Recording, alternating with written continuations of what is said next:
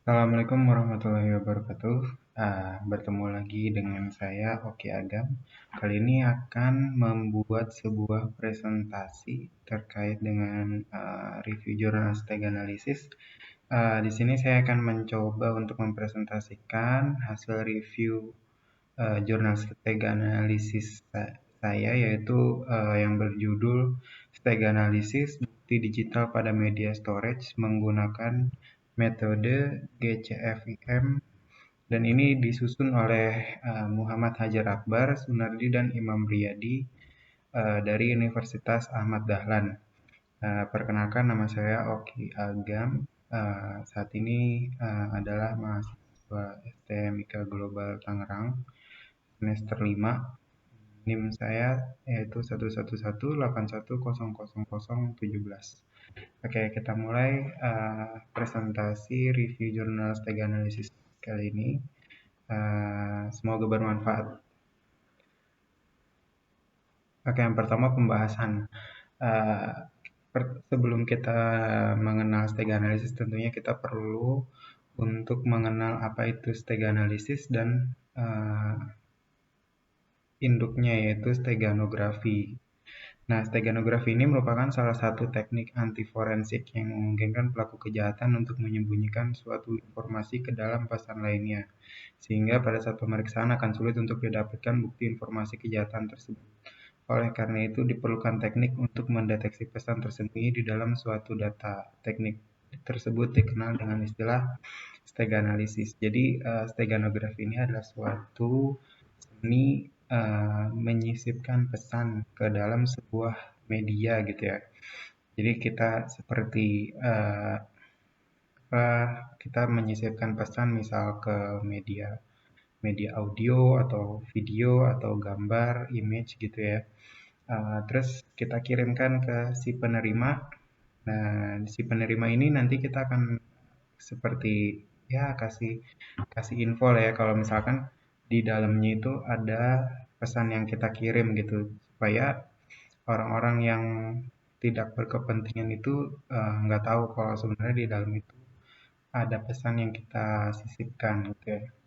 Nah, steganalisis ini merupakan suatu ilmu anti-steganografi yang tujuan utamanya adalah mempelajari karakteristik penyembunyian suatu data pada media digital, serta mendeteksi keberadaan pesan rahasia yang disembunyikan menggunakan teknik steganografi. Nah, steganalisis ini berarti sebuah ilmu untuk mencari suatu pesan yang disisipkan, misalkan gitu ya. Jadi ini merupakan anti dari steganografi itu sendiri. Jadi kita berusaha melacak pada suatu file audio, video, atau image itu ada nggak pesan yang disisipkan gitu ya. Seperti itu. Nah, metode yang digunakan dalam penelitian ini adalah Generic Computer Forensic Investigation Model atau GCFIM. Metode ini memiliki 5 langkah kerja seperti berikut. Yang pertama ada pre-process dulu, kemudian proses selanjutnya yaitu acquisition and preservation, lalu analisis, kemudian presentation, dan post-process. Ini figur 1 tahapan metodenya. Nah, ini lebih detailnya ya. Penjelasannya yaitu pre-process, yaitu dilakukan persiapan awal sebelum dimulainya proses investigasi kasus yang berkaitan dengan barang bukti elektronik. Hal-hal yang harus dipersiapkan dan dimiliki oleh analisis forensik dan investigator adalah sebagai berikut. Administrasi penyidikan berupa surat perintah penggeledahan maupun surat perintah penyitaan, nomor skala ukur, label lembaga, serta stiker label kosong yang digunakan untuk memberikan penanda pada masing-masing barang bukti elektronik yang ditemukan di TKP, kamera digital yang digunakan untuk memotret TKP dan barang bukti secara fotografi forensik, foto umum, foto menengah, dan foto close-up. Lalu yang keempat, peralatan tulis yang digunakan untuk mencatat keterangan para saksi maupun spesifikasi barang bukti. Yang kelima, formulir penerimaan barang bukti yang digunakan untuk kepentingan chain of custody, yaitu metodologi untuk menjaga keutuhan barang bukti dimulai dari TKP. Jadi pada proses ini kita akan memulai sebuah analisis itu dengan sebuah atau beberapa barang bukti elektronik. Dan kita nggak boleh seperti prosesnya ini tidak boleh sampai mengubah barang buktinya, maksudnya barang bukti di awal itu harus sama seperti setelah kita lakukan suatu analisis mendalam gitu. Jadi tidak boleh ada seperti penambahan atau pengurangan dari alat bukti yang ada. Jadi harus tetap otentik gitu ya. Nah, yang kedua itu acquisition and preservation. Pada tahap ini dilakukan pengumpulan, pengamanan, dan penyimpanan data sehingga data yang sudah didapatkan tidak mudah dimanipulasi sehingga dapat digunakan untuk aktivitas berikutnya. Ketiga, analisis. Tahap ini merupakan tahap utama dalam kegiatan penyelidikan komputer forensik. Proses yang dilakukan adalah menganalisis data yang diperoleh pada tahap sebelumnya untuk melakukan identifikasi sumber kejahatan, motif kejahatan, dan pada akhirnya menemukan pelaku tindak pidana tersebut. Ya, yang keempat, presentation. Tahap ini merupakan tahap pendokumentasian dan penyampaian hasil analisis kepada pihak-pihak terkait. Tahap ini sangat penting karena hasil analisis kasus yang ditangani harus disajikan ke dalam bahasa yang dipahami oleh pihak terkait, serta harus didukung dengan bukti yang memadai dan dapat diterima. Hasil pada tahap ini berupa kesimpulan yang dapat membuktikan ataupun menyangkal suatu tindak pidana. Yang kelima, post-proses. Tahap ini merupakan tahap akhir yang dilakukan oleh penyidik, yang mana bukti digital dan bukti fisik dikembalikan kepada pemiliknya yang sah dan disimpan di tempat yang aman. Pada tahap ini juga dilakukan proses review sebagai bahan pelajaran maupun perbaikan di masa yang akan datang. Jadi di acquisition dan preservation ini kita seperti menyiapkan data-data dan bukti-bukti gitu ya, sehingga bukti-bukti yang kita kumpulkan ini tidak bisa dimanipulasi lagi, tetap otentik. Yang ketiga ini adalah proses analisanya, ya ini yang paling penting gitu ya. Jadi apa yang kita dapatkan dari hasil analisis terhadap bukti yang kita temukan, presentation ini kita menyajikan hasil analisis kepada pihak-pihak yang berwenang dan terkait gitu ya. Nah, post prosesnya ini cuma apa namanya, semua prosesnya udah selesai dan bukti-buktinya juga kita kembalikan ke pihak yang berwenang. Nah, skenario kasus dan tahap preproses di sini misalkan kita menyalakan komputer, ini tindak kejahatan komputer gitu ya. Terus di sini ada manipulasi file, kemudian dia save ke flash disk. Nah, bukti digitalnya ini adalah file dokumen ataupun file gambar gitu yang terdapat pesan rahasia. Nah, berdasarkan pada gambar skenario kasus pada penelitian ini dilakukan dengan cara memanipulasi beberapa file dengan cara menyisipkan steganografi berupa stegotext pada file image serta memberikan stego image pada file dokumen. Langkah selanjutnya adalah melakukan penyimpanan beberapa kumpulan file tersebut dengan cara save as pada flash disk yang telah dipasang pada komputer. Nah, di tahap acquisition preparation ini dilakukan mengikuti rancangan skenario kasus. Barang bukti yang dijadikan objek penelitian adalah media penyimpanan berupa sebuah flash disk. Selanjutnya dilakukan preservation dengan tujuan melakukan perlindungan terhadap bukti-bukti yang dapat mengalami kerusakan, perubahan, maupun dilakukan penghilangan oleh pihak-pihak tertentu. Pada tahap ini, proses penyelidikan tidak boleh dilakukan secara langsung pada bukti asli karena dikhawatirkan yang berubah isi dan struktur file yang ada di dalamnya. Jadi kita tidak boleh melakukan proses penyelidikan langsung kepada si bukti asli tersebut. Nah, ini bukti asli tersebut harus kita copy atau kita clone dulu. Dan hasil clone-nya itu yang akan kita analisis gitu ya. Oleh karena itu dilakukan penyalinan data secara bitstream image pada tempat yang telah dilakukan. Teknik ini umumnya diistilahkan dengan cloning atau imaging yang dilakukan dengan cara menyalin setiap bit demi bit dari data orisinal, termasuk file yang terdefrag atau defragmented file, file temporer atau temporary file, file yang tersembunyi hidden file, dan file yang belum teroverwrite. Dengan kata lain, setiap biner digit demi digit di-copy secara utuh dalam media baru. Data hasil imaging inilah yang selanjutnya dapat digunakan sebagai objek penelitian dan penyelidikan. Jadi tahapannya seperti itu, kita tetap tidak boleh melakukan sesuatu kepada bukti aslinya.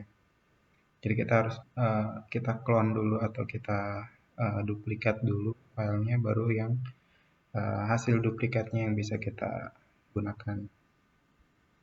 Nah, ini uh, flowchartnya ya. Jadi ketika kita mulai, terus ada kasus kejahatan komputer, lalu ada penyidikan dan pemeriksaan saksi-saksi, kemudian ditemukan barang bukti elektronik atau flash disk. Ini proses akuisisi barang buktinya. Nah, pada tahap preservation-nya kita mulai membuat image barang bukti flash disk, kemudian file image, cek nilai hash pada file image, apakah nilai hash-nya sama. Jika tidak, maka kita akan membuat image barang bukti flash disk lagi, kita ulang prosesnya. Jika nilai hash-nya sama, berarti image-nya adalah valid, maka proses tahap preservation-nya selesai. Tahap analisis. Ini proses analisis dilakukan secara mendalam berdasarkan bukti digital awal yang ditemukan serta dilakukan analisis terhadap metadata file tersebut. Metadata yang berisi informasi mengenai jenis file, nama file, kapan file tersebut dibuat, kapan file tersebut dimodifikasi, dan sebagainya. Nah, ini ada flowchart-nya, yaitu kita memulai proses, lalu mendapat bukti digital yang ditemukan. Kemudian kita melakukan pencarian informasi bukti digital, yaitu computer name, edit time, modification time, metadata filenya, lalu apa hasilnya, informasinya apakah ditemukan atau tidak. Jika tidak, maka kita bisa simpulkan bahwa tidak ditemukan informasi barang bukti.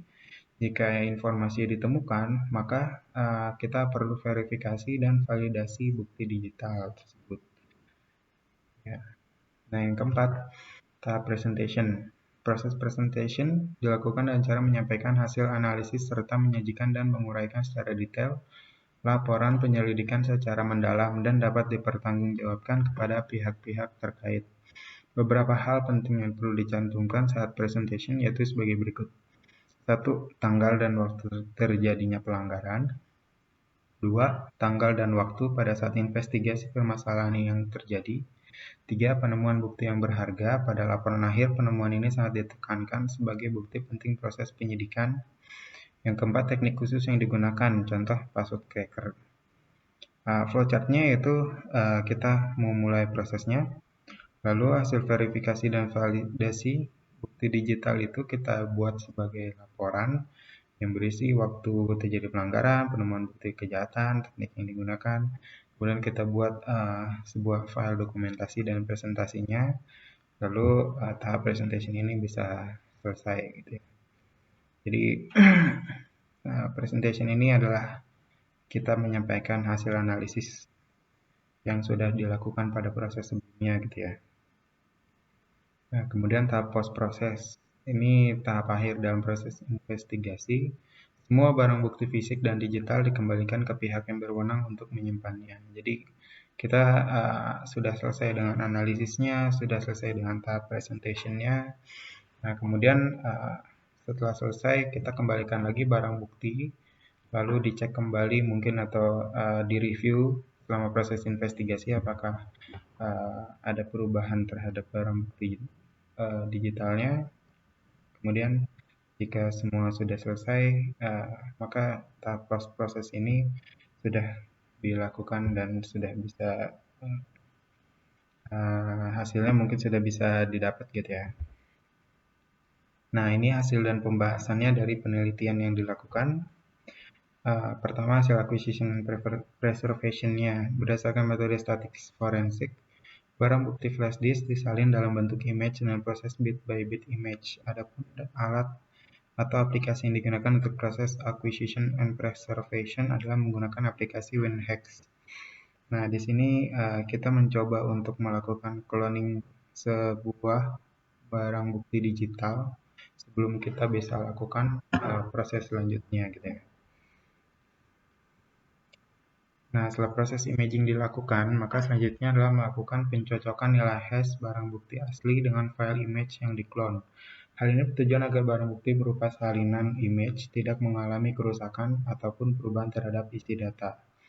Jika hasil dari pencocokan nilai hash mendapatkan nilai yang sama, maka dapat disimpulkan bahwa file image identik dengan file aslinya, kemudian dapat dipergunakan untuk tahap analisis. Nah, di sini nilai hash pada image-nya itu udah sama, jadi hasil clone yang sudah kita lakukan pada tahap sebelumnya itu bisa dilanjut untuk proses analisis. Nah, ini hasil analisisnya. Pada tahap ini dilakukan analisis terhadap file image hasil dari proses acquisition and preservation. Proses analisis awal menggunakan tool AutoSci. AutoSci memiliki beberapa keunggulan untuk melakukan analisis dan identifikasi konten, recovery data, maupun analisis metadata.